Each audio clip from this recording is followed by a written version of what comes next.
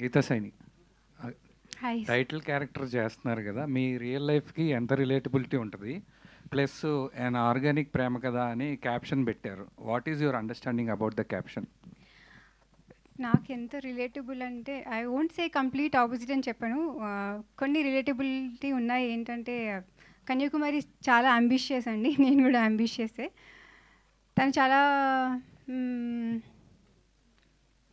కన్యాకుమారి చాలా straight forward ఉంటుంది, నేను కాదు. ఐ థింక్ ఓన్లీ వన్ పాయింట్లో చాలా అంబిషియస్ దగ్గరే అదొక్కటే అండి. అండ్ ఆర్గానిక్ లవ్ స్టోరీ ఎందుకంటే క్యారెక్టర్స్ చాలా రియలిస్టిక్గా ఉంటాయి. అండ్ సిచ్యువేషన్స్ కూడా క్యారెక్టర్స్ ఎలా ఫీల్ అవుతున్న లాగా ఉంటాయన్నమాట. అంటే ఏదో ఒకటి పెట్టేసాం సిచ్యువేషన్ లాగా ఉండదు. సో వాళ్ళ ఇమోషన్స్ త్రూ సిచ్యువేషన్స్ క్రియేట్ అవుతుంటాయి. ఆ సిచ్యువేషన్స్ నుంచి అలా స్టోరీ అవుతూ ఉంటుందండి. సో అది. And there are I think I'm sure ఇంకా ఆర్గానిక్ కనుక ఆ క్యాప్షన్ పెట్టడానికి మేజర్ రీజన్ ఏంటంటే ఒక కథ అల్లాలి, కమర్షియల్గా ఈ ఎలిమెంట్ పెట్టాలి అలా పెట్టలేదు. లవ్ స్టోరీ నార్మల్గా మన బయట జరిగే లవ్ స్టోరీస్లో కూడా ఇది ఉంటుంది. సో ఆ న్యాచురల్గా పుట్టిన లవ్ స్టోరీ ఇది, అందుకని ఆర్గానిక్ అని పెట్టా. రైతు, బేసిక్గా రైతు వాడు నుంచి వచ్చింది. ఈ క్యారెక్టర్స్ డిజైన్ చేసినప్పుడు రియల్ లైఫ్ క్యారెక్టర్స్ చూసి రాశారా, లేదు కంప్లీట్లీ ఫిక్షనలా? రియల్ లైఫ్ క్యారెక్టర్స్ చూసి రాసిందానండి.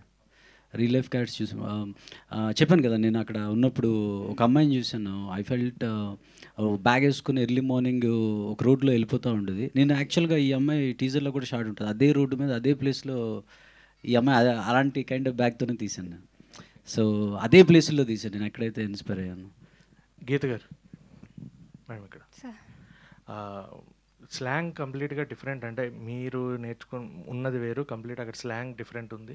సో డైరెక్టర్ గారు అక్కడి నుంచి వచ్చిన ఆ స్లాంగ్ పట్టుకుని మాట్లాడాలని చాలా డిఫరెంట్, యాక్సెప్ట్ చేయాలి పీపుల్. సో దానికోసం ఎంతవరకు యూ డిడ్ హోంవర్క్ చేశారు? ఎలాంటి డైలాగ్స్ గురించి which you felt difficult saying?